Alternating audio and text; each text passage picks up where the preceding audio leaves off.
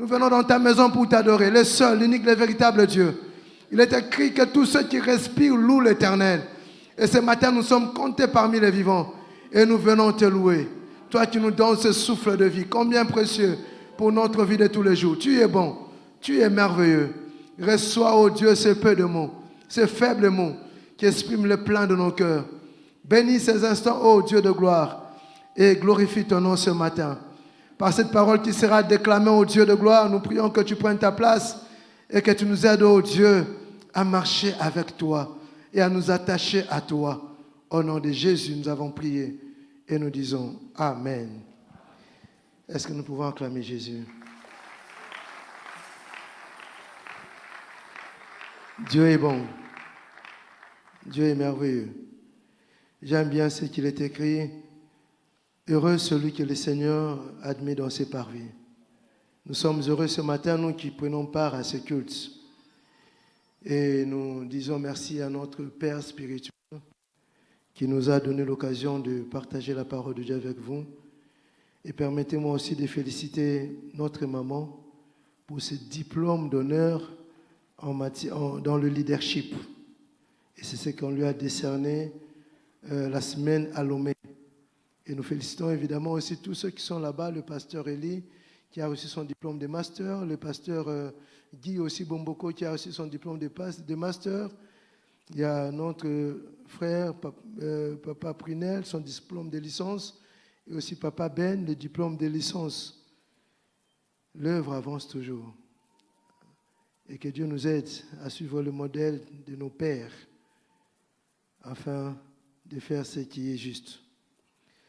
Le dimanche passé, maman Cécile nous avait parlé d'un sujet très important, les inquiétudes. À cause des choses, des conséquences, des effets néfastes que les inquiétudes produisent dans nos vies, elle nous a rappelé que Dieu nous recommande de ne pas nous inquiéter. Et ce matin, nous voulons aller dans le même sens. Et j'aimerais nous inviter à lire, à ouvrir nos Bibles, à faire la lecture dans le livre de Nombres, chapitre 22, et puis nous lirons le chapitre aussi 23. Nombres, chapitre 22, nous commençons à partir du verset 1er. Les enfants d'Israël partirent et campèrent dans le plaine de Moab, au-delà du Jourdain vis-à-vis de Jéricho. Balaam, fils de Tsippor, vit tout ce qu'Israël avait fait aux Amoréens. Et Moab fut très effrayé en face d'un peuple aussi nombreux. Il fut saisi de terreur en face des enfants d'Israël. Moab dit aux anciens de Madian, cette multitude va dévorer tout ce qui nous entoure, comme le bœuf broute la verdure des champs. Balak, fils de Tsippor, était alors roi de Moab. Il envoya des messagers auprès de Balaam, fils de Béor, et à Pétor, sur le fleuve, dans le pays des fils de son peuple, afin de l'appeler, de lui dire, « Voici un peuple est sorti d'Égypte, il couvre la surface de la terre, il habite vis-à-vis de moi. Viens, je te prie, maudis-moi ce peuple, car il est plus puissant que moi. Peut-être ainsi pourrais-je le battre, le chasserai-je du pays. Car je sais que celui que tu bénis est béni, que celui que tu maudis est maudit. » Nous prenons le chapitre 23, nous allons lire à partir du verset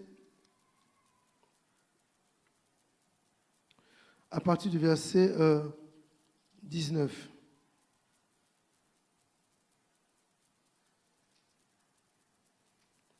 Ou même, excusez-moi, 18-16. Parole de celui qui entend les paroles de Dieu, et de celui qui connaît les desseins du Très-Haut, de celui qui voit la vision du Très-Haut, de celui qui se prosterne et dont les yeux s'ouvrent. Je le vois, mais non maintenant, je le contemple, mais non de près.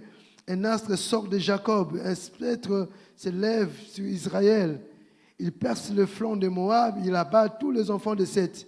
Il se rend maître d'Édom, il se rend maître de Séhir, ses ennemis. Israël manifeste sa force. Celui qui sort de Jacob règne en souverain et fait périr ceux qui s'échappent de la ville. Balaam vit Amalek, il prononça oracle de l'Éternel. Amalek est la première des nations, mais un jour il sera détruit. Balaam vit les Kéniens, Excusez-moi, je suis dans 34, 24, 23 plutôt. Chapitre 23, verset 19. Chapitre 23, verset 19. Dieu n'est point un homme pour mentir, ni un fils de l'homme pour se repentir. Ce qu'il a dit, ne le fera-t-il pas? Ce qu'il a déclaré, ne l'exécutera-t-il pas? Voici, j'ai reçu l'ordre de bénir, et il a béni. Je ne le révoquerai point. Il n'aperçoit point d'iniquité en Jacob. Il ne voit point d'injustice en Israël. L'Éternel, son Dieu, est avec lui. Il est son roi, l'objet de son allégresse. Dieu les a fait sortir de l'Égypte. Il est pour eux comme la vigueur du buffle. L'enchantement ne peut rien contre Jacob, ni la divination contre Israël. Au temps marqué, il sera dit à Jacob et à Israël, quelle est l'œuvre de Dieu. Amen.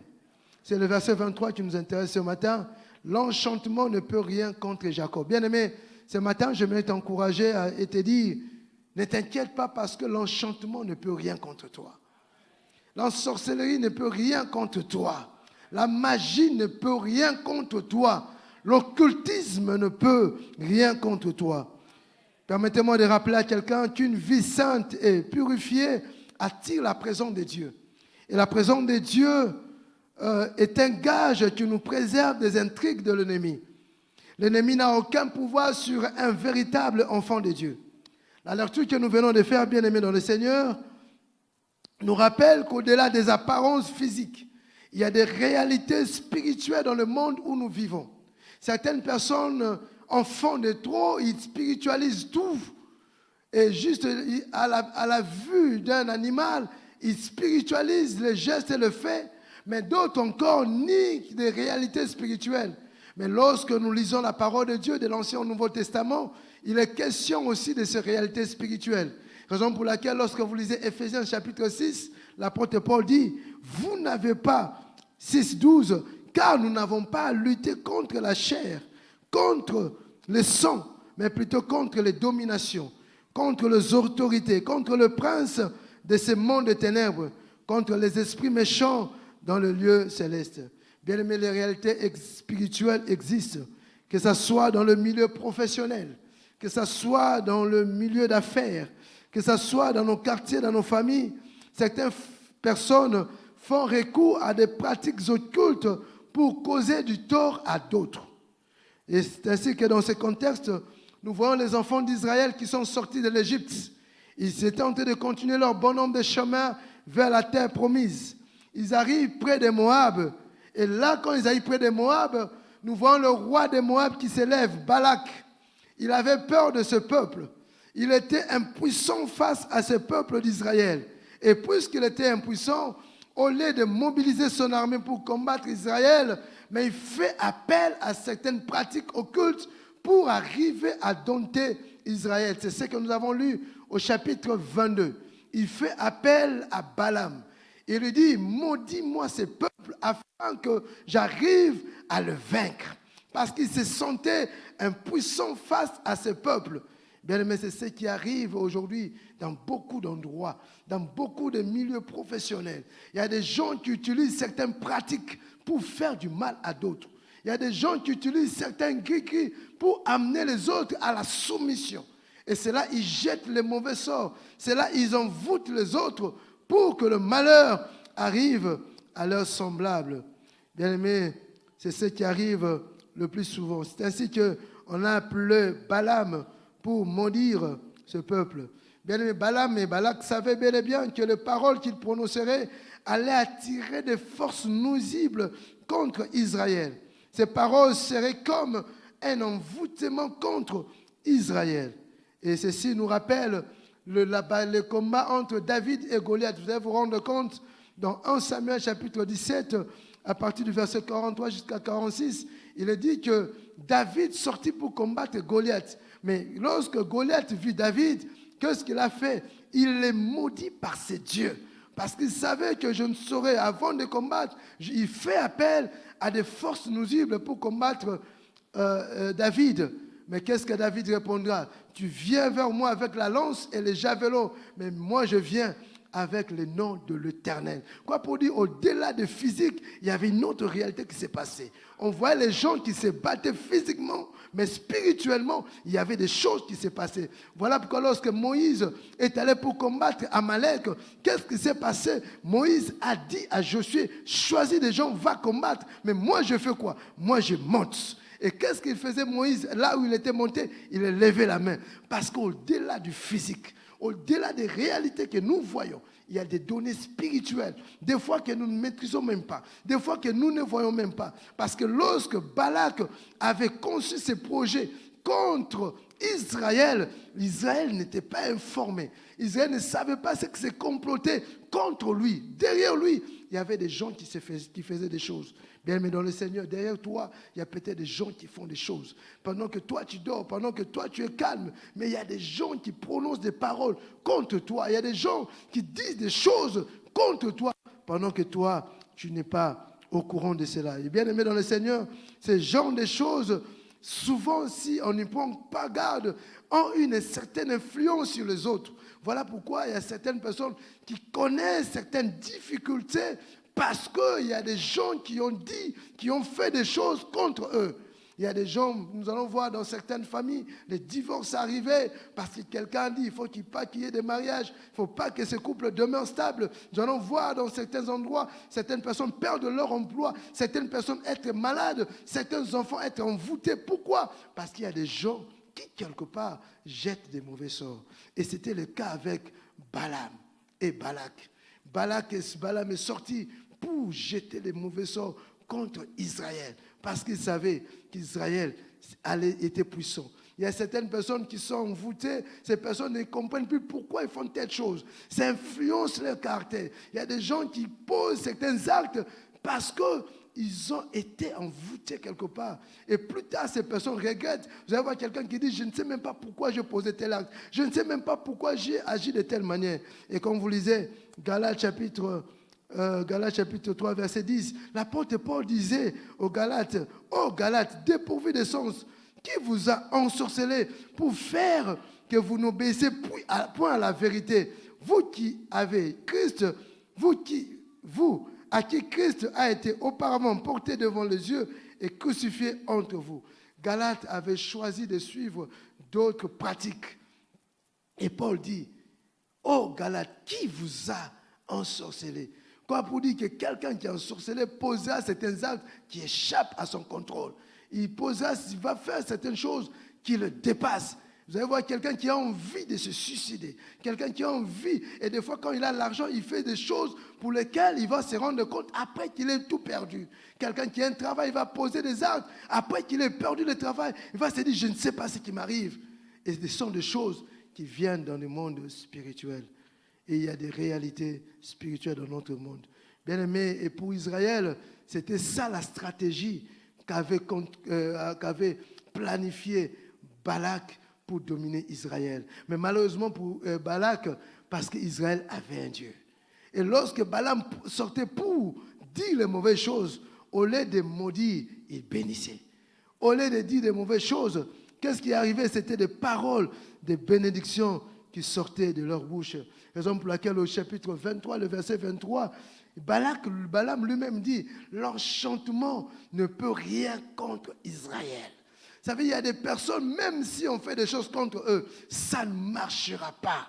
Parce que là, on fait recours à des forces nuisibles. Mais pourtant, il y a des personnes, même si on fait recours à ces choses, ça ne marchera pas. Pourquoi l'enchantement ne peut rien contre Israël? Si vous lisez bien ce passage, vous analysez ce passage, je peux trouver qu'il peut relever quelques raisons pour lesquelles l'envoûtement ou l'enchantement ne pouvait rien contre Israël. Premièrement, il est dit au verset 20 du chapitre 23. Chapitre 23, il est dit au verset 20, il n'aperçoit, voici j'ai reçu l'ordre de bénir et il a béni. Je ne les révoquerai point. Il n'aperçoit point d'iniquité en Jacob. Il ne voit point d'injustice en Israël. L'Éternel est son Dieu. L'Éternel, son Dieu, est avec lui. Il est son roi. Première des choses, Israël appartenait à l'Éternel. l'Éternel était son roi. Tu ne peux pas maudire le peuple de Dieu. Tu ne peux pas maudire celui en qui Dieu appartient. Israël appartenait à l'Éternel. Israël n'était pas n'importe quel peuple. Il n'était pas comme tout le monde. Mais c'est un peuple qui appartenait à Dieu. Mais lorsque nous appartenons à Dieu, peu importe ce que les gens peuvent faire, cela ne marchera pas parce que nous sommes le peuple de Dieu. Nous sommes le peuple de Dieu. Raison pour laquelle Dieu disait à Satan, as-tu vu mon serviteur Job?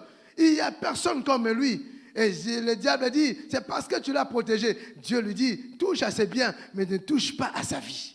Parce qu'ils sont sous ma protection. Et je me dis à quelqu'un ce matin, tu es sous la protection divine. En cette fin d'année, l'enchantement ne peut rien contre toi parce que tu appartiens à Dieu.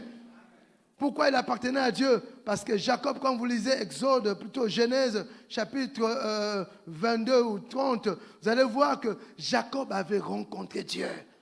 Jacob est cette personne qui avait rencontré Dieu, qui demeurait dans la présence de Dieu. Et il appartenait à Dieu. Et la deuxième raison, c'est le témoignage de Dieu pour Jacob. Qu'est-ce que Dieu dit au verset 21? Il n'aperçoit point d'iniquité en Jacob. Il ne voit point d'injustice en Israël. Tu ne peux pas maudire quelqu'un qui marche avec Dieu. Et Dieu rend un témoignage de Jacob. Il dit, je ne vois rien de mal en Jacob. Quoi pour dire, quand il y a un mal, quelqu'un peut t'avoir. Mais Dieu ne voit rien en Jacob. Et quand Dieu dit qu'il ne voit rien, il ne voit pas comme nous les hommes. Les hommes voient les apparences. Nous voyons ce que nous voyons, les apparences. Mais Dieu voit la profondeur du cœur. Dieu connaît les cœurs. Dieu connaît même l'intention de l'homme. Voilà pourquoi lorsque vous lisez 1 Samuel chapitre 16, verset 7, Dieu disait à Samuel que l'Éternel ne voit pas comme les hommes. L'Éternel ne juge pas comme les hommes. Les hommes voient seulement l'apparence. Quelqu'un qui est bien présenté, quelqu'un qui parle bien, quelqu'un qui lève la main, quelqu'un à qui on peut rendre témoignage. Mais Dieu voit au-delà des apparences parce qu'il voit tout. Et lorsque vous lisez Hébreux chapitre 4, verset 13, il est dit, rien n'est caché devant Dieu. Bien, mais il est important pour nous d'avoir le témoignage de Dieu.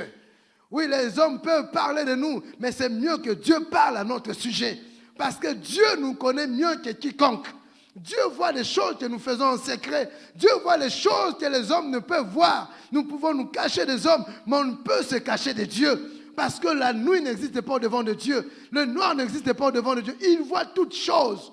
Souvent, nous avons tendance à nous cacher. Nous avons tendance à dire, ça, je le fais en secret pour que les gens ne voient pas. Mais Dieu voit tout. Et c'est ce que Hébreux nous dit, que rien n'est caché devant l'Éternel. Dans Job chapitre 34, verset 22, il a dit, il n'y a ni ténèbres au-devant de l'Éternel.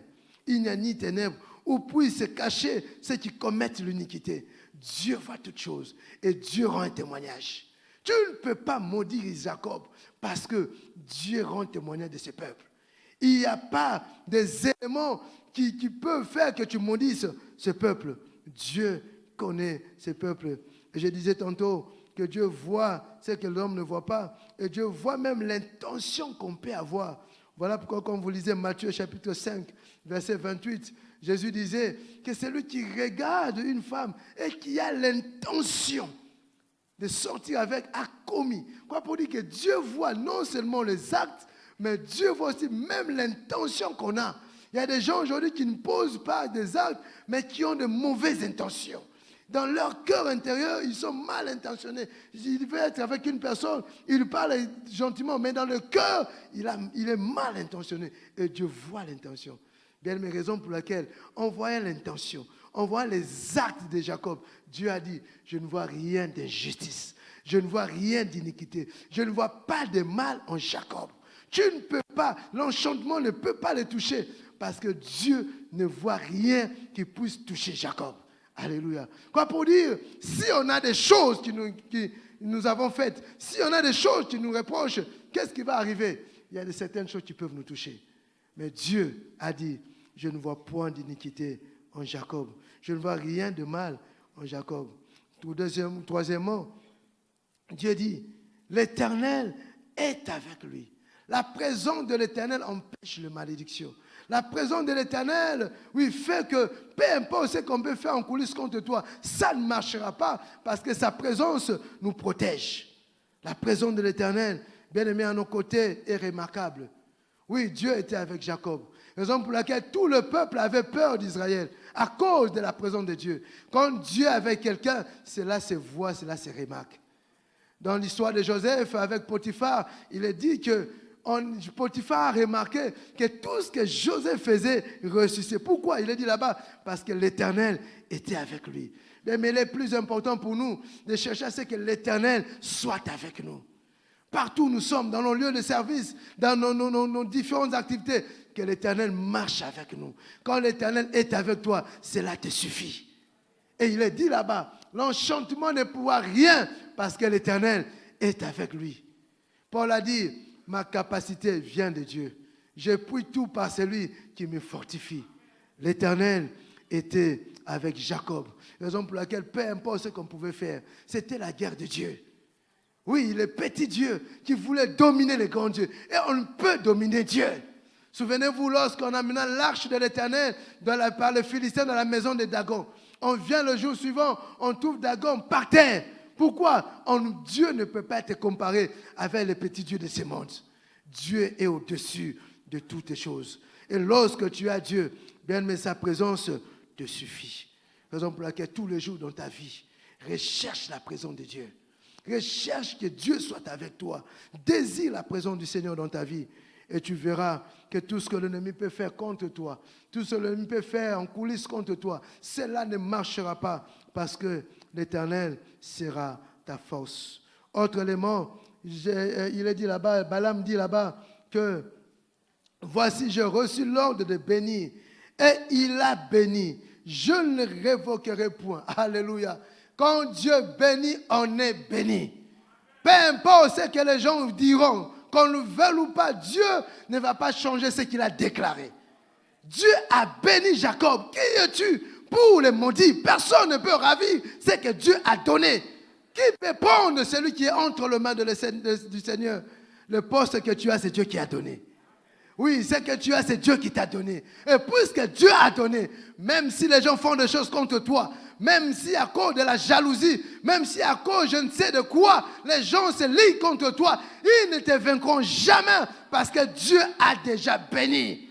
Et la Bible déclare, c'est la bénédiction de l'Éternel qui enrichit et ne se fait suivre d'aucun chagrin. Dieu a donné. Raison pour laquelle, ma soeur, ne t'inquiète pas, n'aie pas peur. Parce que ce que tu as, ça vient de Dieu. Ce que tu détiens vient de Dieu. Ton mariage vient de Dieu. Tout ce que tu es, ça vient de Dieu. Puisqu'il a donné, il prend soin de toi. Que les gens ne montent, tu descendes. L'Éternel est avec toi. Et c'est ce qu'il rappelle. Il dit, je ne révoquerai pas. Toi, tu n'as pas un pouvoir pour changer, obscurcir les desseins de l'Éternel. Non, il y a des choses qui sont les prérogatives divines. C'est seulement de Dieu. Personne ne peut les changer. Voilà pourquoi lorsque Dieu disait à Satan, il dit que tu touches à ses biens, mais pas à sa vie. Parce qu'il y a des prérogatives qui sont divines. Que Dieu ne peut pas permettre que l'ennemi touche. Et lorsque Jésus devait faire face à sa mort, il a dit, je donne ma vie et je la récupère. C'est dans ses prérogatives. Il ne l'a pas donné à quelqu'un d'autre. Ça lui appartient. C'est comme la bénédiction. La véritable bénédiction vient de Dieu. C'est dans les prérogatives de Dieu. Et lorsqu'il les donne, personne ne peut arracher ce qu'il a donné. Et lorsque Jésus était face à Pilate, Pilate lui dit, ne sais-tu pas que j'ai le pouvoir de te relâcher? Jésus lui dit, tu n'as aucun pouvoir sur moi. Je me dis à quelqu'un, les hommes n'ont pas de pouvoir sur toi. Je me dis à quelqu'un, les forces de ténèbres n'ont pas de pouvoir sur toi. Les forces de ténèbres n'ont pas de pouvoir sur ta famille, sur ton travail. Ils n'ont pas ce pouvoir. Jésus lui dit, tu n'auras aucun pouvoir qu'il t'ait donné. Quoi pour dire, tout dépend de Dieu. Tout vient de Dieu. C'est lui qui décide. Raison pour laquelle, puisque c'est Dieu qui décide, bien aimé dans le Seigneur, sois comme Jacob. Aie le témoignage de Dieu. Attache-toi à Dieu. Reste accroché à ce Dieu. Parce que c'est lui qui bénit. Et un autre élément, cinquième élément, c'est que Dieu est la force de Jacob. Et c'est ce qui est dit au verset 22. Dieu les a fait sortir de l'Égypte. Il est pour eux comme la vigueur du buffle. Le buffle est très fort. Le buffle pèse. Et Dieu est notre force. Et Paul a dit, j'ai pris tout par celui qui me fortifie. Notre force ne vient pas de nous-mêmes. Bien, mais c'est vrai, tu as fait des études. Gloire à Dieu pour cela. Mais trouve ta force sur Dieu. Parce que l'ennemi n'a que faire de niveau d'études. L'ennemi n'a que faire de tes principes que tu as établis. Mais lorsque tu puisses ta force en l'Éternel, l'ennemi ne pourra rien contre toi. Raison pour laquelle ici il dit, je suis sa force. Les gens étaient étonnés de la force d'Israël. Mais d'où venait la force d'Israël? La force d'Israël venait de l'Éternel. La force d'Israël venait de Dieu. Et Paul dit, ma capacité vient d'en haut. Les gens étaient étonnés de voir Paul faire des choses. Mais d'où venait la force de Paul? Ça venait du ciel. Bien, mais que ta force vient du ciel. Et pour que tu sois fort, pour que Dieu te rende fort, il faut faire sa joie. La joie de l'Éternel sera ma force. Lorsque je fais la joie de l'Éternel, lui, il me donnera sa force. Nous faisons la joie de l'Éternel lorsque nous avons un bon témoignage auprès de lui. Lorsque nous marchons selon sa volonté. Lorsque nous marchons selon sa pensée, lui, il fera notre force. Et lorsque tu seras fort, plutôt, peu importe ce que les gens pourront faire en coulisses contre toi. Ça ne marchera pas. Tu dormiras dans la paix parce que l'Éternel, lui seul, prendra soin de toi. Le vendredi passé, vous avez dit que l'Éternel, tu garderas le silence et l'Éternel combattra pour toi. Et lui-même, il dit, des flèches tomberont à gauche, si flèches tomberont à droite, tu ne seras pas atteint. Pourquoi? Lui est notre force. On ne peut pas combattre celui qui a Dieu. Oui, vous allez combattre celui qui a Dieu, mais vous ne les vaincrez jamais. Voilà pourquoi il est dit encore qu'ils te feront la guerre, mais ils ne te vaincront jamais. Oui, la guerre est possible. C'est possible. Le problème n'est pas la guerre, c'est la fin de la guerre. Le problème n'est pas le début de la guerre, c'est vrai, on me combat. Le problème, c'est l'issue du combat. Comment ça va finir? Qui va gagner? Mais nous savons une chose, que Jésus à la croix dit tout est accompli. Il a tout accompli à la croix et nous a rendus vainqueurs par son sang. Raison pour laquelle, bien aimé, en cette fin d'année, j'aimerais dire à quelqu'un, l'enchantement ne peut rien contre toi. Oui, la sorcellerie ne peut rien contre toi. Oui, l'envoûtement ne peut rien contre toi. Contre ta famille, ça ne pourra rien à cause du fait que l'Éternel sera ta force. Et enfin encore, pourquoi l'enchantement ne peut rien contre toi? Parce que Jacob était un homme de prière. Jacob, Israël, était un homme qui était attaché à Dieu. Il passait du temps dans la présence de Dieu. Il passait du temps en train de crier à Dieu. Mais l'ennemi viendra pour te faire du mal. Tu ne le connais pas. Nous ne connaissons pas notre ennemi. Des fois, c'est leur nom, on sait le nom. Peut-être ce n'est pas eux. Des fois, ça peut être la personne en qui on a plus confiance. Mais, peu importe, sois un homme de prière. Et Israël était un homme de prière. Quand vous lisez la vie de Jacob, vous allez voir que c'est un homme qui luttait avec Dieu. Il a lutté avec Dieu dans la prière. Il a lutté avec les hommes. Il a été vainqueur. Nous sommes appelés à être des hommes de prière. Bien-aimé dans le Seigneur, telle a été ma pensée ce matin. Je suis venu rappeler à quelqu'un ce matin, l'enchantement ne peut rien contre toi. L'enchantement ne peut rien contre toi. Et pourquoi l'enchantement ne peut rien contre toi? Parce que tu appartiens à Dieu. Parce que tu vis la vie de Dieu. Parce que tu as un témoignage favorable auprès de ton Créateur. Parce que tu ne marches pas dans l'iniquité. Parce que tu ne marches pas dans l'injustice. Parce qu'il n'y a pas de cause qui peut provoquer qu'il y ait des enchantements contre toi. Il n'y a pas de cause qui peuvent le justifier. L'enchantement ne pourra rien contre toi. Voilà pourquoi j'ai dit au début qu'une vie sainte, pure et juste nous préserve des intrigues de l'ennemi. Celui qui vit avec Dieu, c'est comme ce concret-là qui est dans une bouteille que la poule ne peut toucher. Pourquoi? Elle est sous la protection divine. Et notre protection vient lorsque nous sommes attachés à Dieu. Lorsque nous marchons avec Dieu. Lorsque nous croyons à ce Dieu. Et c'est comme ça que nous serons victorieux dans notre vie de tous les jours. Amen. Nous allons baisser nos têtes, nous allons prier le Seigneur.